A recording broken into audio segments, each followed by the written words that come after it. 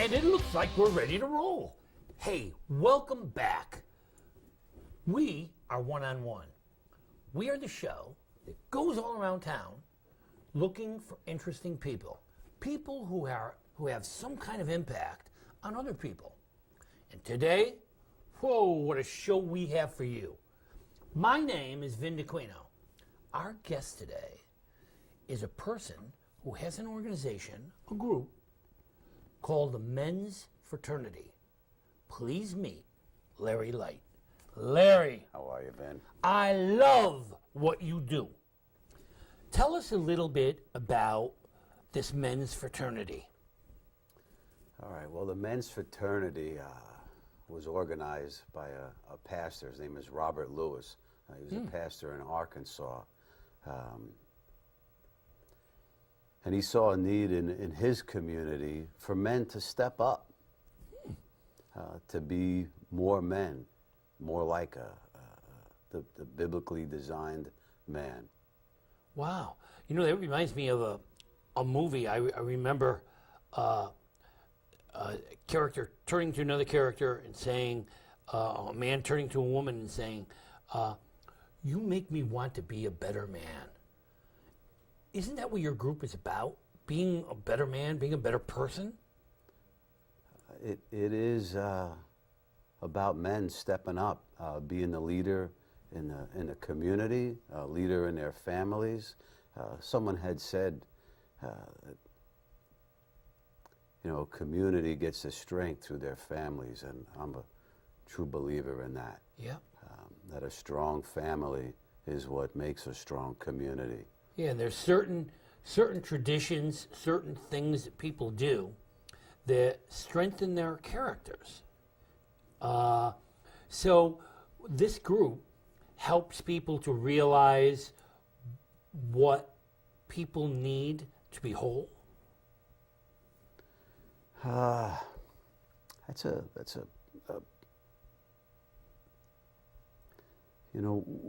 we get together.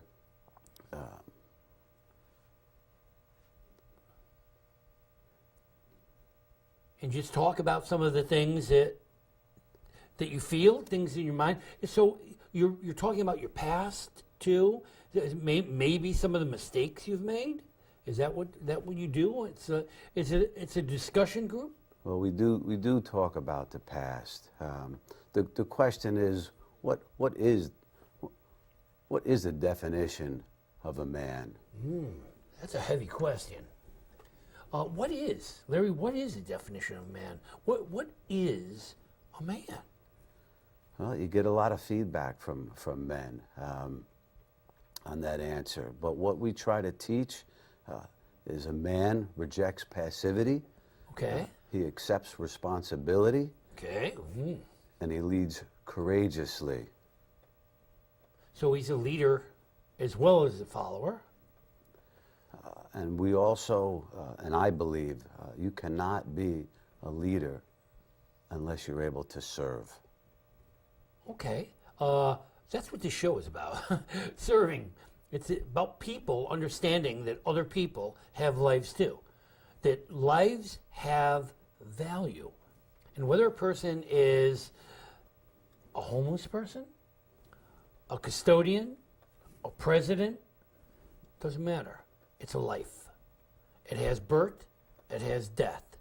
And in between that time, there's interaction with other people. And you can't live your life totally with I. It has to be us somewhere. Well, I believe we're here, like I said, to serve others. Yeah. And if you could live in, we're going to talk about marriages. If you could live in your marriage, living your life for another, living your life for your wife, always putting her first, your family first. There's a short little called Joy. We call it Jesus, others, and then you. Put yourself third, not first. So you were talking about work also. No matter what your job is, no matter what your career is, you need to do that as best as you possibly can. Not serving your boss who pays you, but our God. Okay, so this group does have a religious overtone. Yes, it does. Yes, we read the Bible. It is a Bible-based program. We do have a session at the Mahopac Library from 6 o'clock to 7 o'clock that is specifically designed for Bible study. Oh. And then from 7 to 8:30 is when we discuss what's called the quest for authentic manhood. Wow. By the way, I do have a book right here. I'll hold it up. This was the first of the series. Hold it up to this camera here. There we go. Yeah, this was the first of the series that Robert Lewis produced, and it's called Quest for Authentic Manhood. It is a series that takes about 24 weeks to go through. It's a large commitment. So you do have like a curriculum. There is Yes. a guide, some guidelines. Yes, sir. So now tell me, so this is at Mahopac Library, and can anybody join? Any man? It's male, yes? Yes. Okay, so any guy off the street, if he wants to join? We invite all men to come in. Any denomination? Any denomination, does not matter. We have Christians, we have Catholics, we have the Jewish faith, and we actually have a atheist that just joined the Wow. group as well. Wow.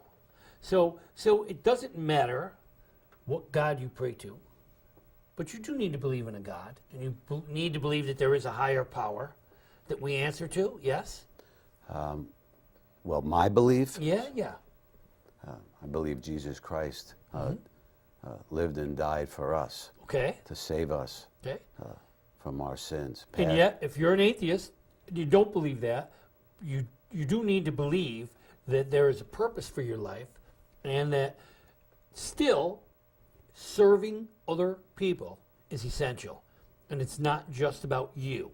We're here to serve. You're here to serve. Good. All right. So you go in and you talk about first, like the first hour is the Bible. And you talk about some of the preachings of the Bible. Are there specific parts of the Bible? Do you know each week you take a different parable or a different phrase or a different part of the Bible? We do specific Bible studies. We happen to be doing Romans right now. We're on chapter 8, verses 12 through 17, and that has to do with the spirit and the flesh, living a spirit-filled life. Okay, so that we are flesh, but we are spirit as well. We're soul. There's something more to us, yes? Well, that's a big question. It may take a little longer to answer that Okay, for this show. all right. So, but there's certainly something about us that's beyond the flesh. Absolutely. Yep, and something that can be eternal. So that what we do in this short life is eternal. It lasts forever. Yes. Okay. Now, the people that come to your group, do they get into their private lives? Do they talk about their divorces and their losses and their... Yes, they do. They do. So they actually get into some of the pain. And by the way, everything that's said there is all confidential. What is said there stays there. Yes. That's good. That's important. And that's good to know. I'm sure that there's people out there who say, hey, listen, anybody going to know this? So you certainly are not going to hear any names here of anyone in the group. People join the group. They express their feelings and try to find some of the connections in their lives. And sometimes it means leaving some of the pain behind. Well, you need to deal with your past Yep. to to be able to put it to rest. Because if you keep stuffing that past down, no matter where you go in life or what you do, that past is always going to resurface. Yeah. Whether it's going to be at your... And you need to step beyond your past and even your mistakes, and you need to try to be a better man all the time. To be a better man. And just keep on trying and understand that even if you've fallen into your weaknesses, you've got to capture the strengths and you've got to move forward.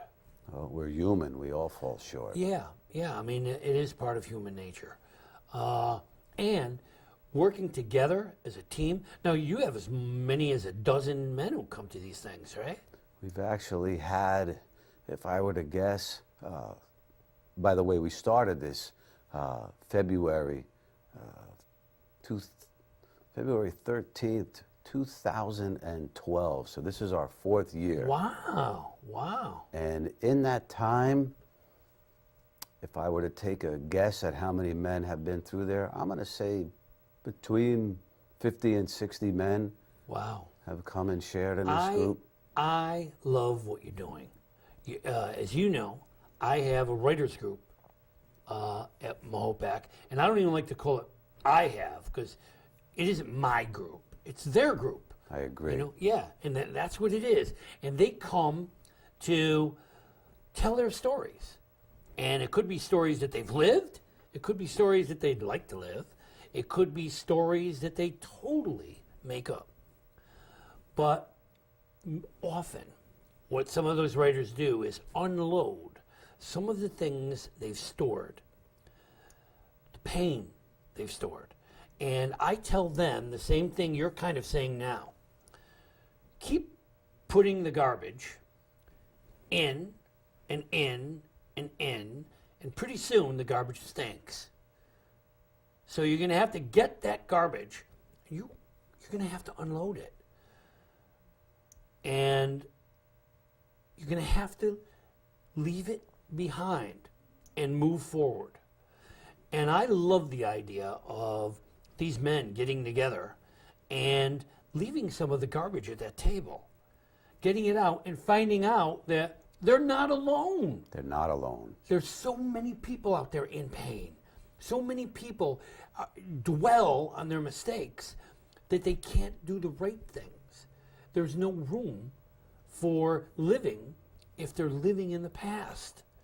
And they have to let go of some of that. So these men come in and they talk about it.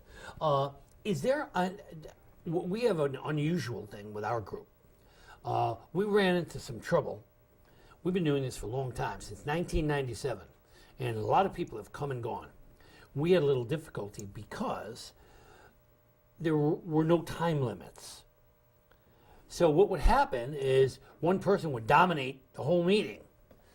So you have to be very careful of that. Does this have like parameters? I mean, is there like you can talk for 5 minutes and then he talks for 5 minutes and then he talks for 5 minutes, or you're not there yet? Is it different? We like to keep it within parameters, but sometimes there's a man that really needs some special attention. And you give it to him. And we'll give it to them. That's wonderful.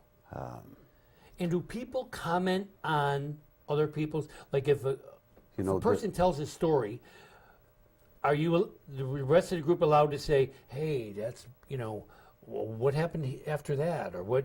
Or do you just let him talk? Going back a little bit. Okay. Men really don't like to open up. You're right. At all. Yeah. Women can do that much better than a man. So sometimes it may take a little time for a man to open up. And the biggest thing is there's nothing unique that this person may be going through that someone else has not gone through. I hear you. And when a man can hear that someone else is going through the same problem, that just helps him identify and open up. Suppose I come to your group and I don't say a word from the second I get there to the second I leave. Is that okay? That's okay. But I guarantee you'll have something to say. It's wonderful because it pulls out. When you hear other people doing it, it makes you feel that it's okay. I mean, in a way, Alcoholics Anonymous is kind of like that. You know, you go there and you bare your soul. You say, look, this is who I am. This is what I am. And I'll face that and I'll share it so that I can unload it. And you kind of do that. I like that. I like that. And and some of our writers do that too in their memoirs. Some of the memoirs knock me off my seat. I have some of my writers who write about some of the difficulties they've faced in their lives. And then I look at that person and say, whoa, I can't believe I've known you this long, and I can't believe you've been there. You know, God bless you for being able to get out of it. And sometimes we can't do it alone. We need each other. Man is not a solo game. Manhood is not a solo game. We may think we can do it alone. Yeah. We need other men. Yeah. And this whole idea, I mean, hey, I came from that macho world too. You know, big boys don't cry. Big boys cry. And it does happen. And we do have emotions. And hiding them is not always a solution. All it does is it's a Band-Aid. And inside we cry. And sometimes we need to get those tears, those fears, those emotions out. And to have someone else to do it, it's almost like, you know, playing basketball in the driveway alone is not quite the same as having a couple other people to play with, people to rebound.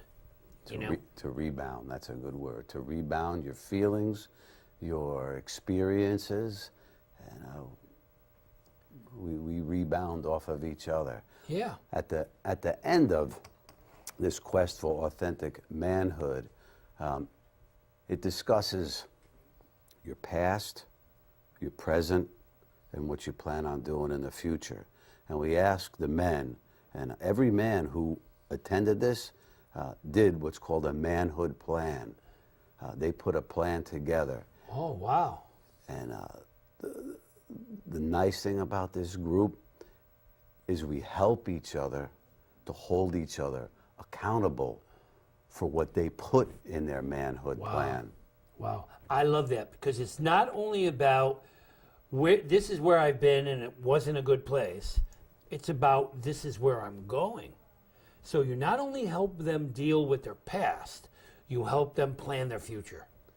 Well, they plan their own. They plan their own future. But you encourage it and stand by it. You have to have a plan.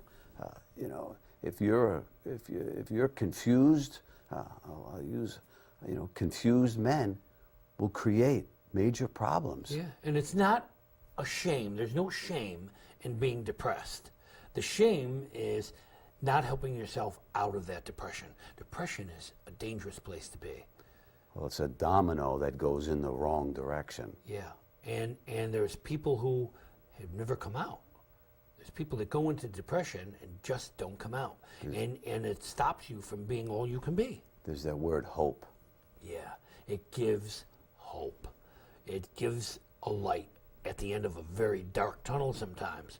That I think we've all been there, where you reach a point where you say, there is no tomorrow. There's so many things out there that play against us. There's so many traps that we could fall into. And it's a lot harder to fall into a trap when you're holding someone else's hand. Yes. It's a good way to put it.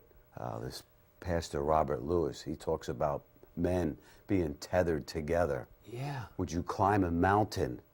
Would you scale a cliff without being tethered? Tethered to someone else. To someone else. Yep. And in a way, we're all tethered together. We're as men, if we can believe the Bible, and we can, we're all brothers and sisters. Yes, we are. And we have to feel like brothers and sisters. And sometimes brothers have to not be afraid to say, I love you, and I need you. and I'll be there if you need someone. And I give you so much credit for helping to be part of this group. How did you discover this group? Well, actually, I was invited to this group. Oh.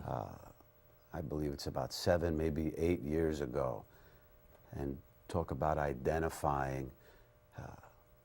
I was invited, happened to be the session about the absent father wound. And that's something that I struggled growing up, not having a father in my life. Wow. Fortunately, I had my grandfather in my life to take that role. And I thank him and I thank God for that every day. Yeah. You know, I've had the wonderful fortune of spending a lot of time with my grandchildren. You know, and it truly has been wonderful. But it also reminded me of what it was like, the younger me, who worked weekends and nights to try to put food on the table, to make ends meet. And I wish I spent more time with my own son and my own daughter.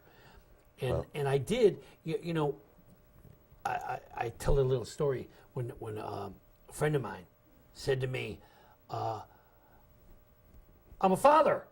I hadn't seen him in a while. He said, I have a 2-year-old son. He said, it is so wonderful being a father.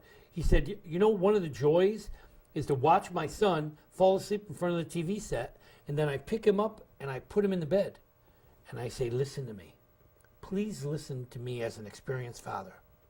When you bend down to pick up this child, do it carefully and slowly, because someday that little kid is going to have hair on his legs, and it won't be so long. It happens quickly. Take advantage. Spend every moment you can. Every moment's precious, and that goes for friends too. When you think you might want to pick up the phone and say, hey, how you doing? I haven't talked to you for a while. How's everything going? Are you okay? That little phone call. That goes a long way. Yeah, it goes a long way. And sometimes the smile you give to someone is the only smile they get all day long. Well, this is what we encourage at the men's fraternity, is to be an involved father, to be an involved dad, to be an involved husband, an involved neighbor, an involved everything. These are the days of your life. And it's very short. And it's short. And it goes, you know, I mean, it's the same thing. I remember my father-in-law at 88 years old. He was standing in front of the mirror in the bathroom. And I said, Ski, you okay? He said, I can't believe what just happened. I said, what's the matter? He said, I came in here. Somebody put an old man in the mirror. I said, I hear you. It just happens. Yeah. I can't believe. You know, the years just went. I remember being excited about being a teacher, and now I've been retired for almost 10 years. You know, you talked about your father becoming an old man. The question is, and we ask, when did you become a man? When do you think you became a man? What was that transition? Big question. Big question. Because you could be a 17-year-old boy and be a man, or you can be a 40-year-old boy in a man's body. At 14 years old, I sold magazines door to door to make extra money. And I knocked at the door one time, and a girl answered the door. And she said, Ma, there's a man at the door. And I was like, who's the man? Where is he? And, you know, and it dawned on me. And as silly as that sounds, that had an impact on me. And I realized, holy cow, am I already? And you're right. When do you become a man? And what is a man? What are your responsibilities? What comes with that 3-letter word? So, as a father, we encourage other fathers in this group. What do you do as far as a ceremony to bring your boy Coming of age. into manhood. The coming of age. Man, I love what you do, and it is essential that we lean on each other. It's essential that we turn to each other. Larry, we have about 2 minutes left. So here's the big question. What do we want to tell these people? Fathers, you don't realize the role that you play in your children's life. Be involved. Be involved. Yep. Commit yourself to your title. And not necessarily only fatherhood, to other people. And to be one of the community. And that's what this show is all about. People who are reaching other people, whether it's through the books they write, whether it's through the churches they attend, the groups they go to, we all need each other. And the reason you're here today is because we need you too. And we need you to hear the Larry Lights of this world. And we need you to understand we are all in the fraternity. We are all in the sorority. Life is working together. Larry, I can't thank you enough. Amen. Keep doing what you do.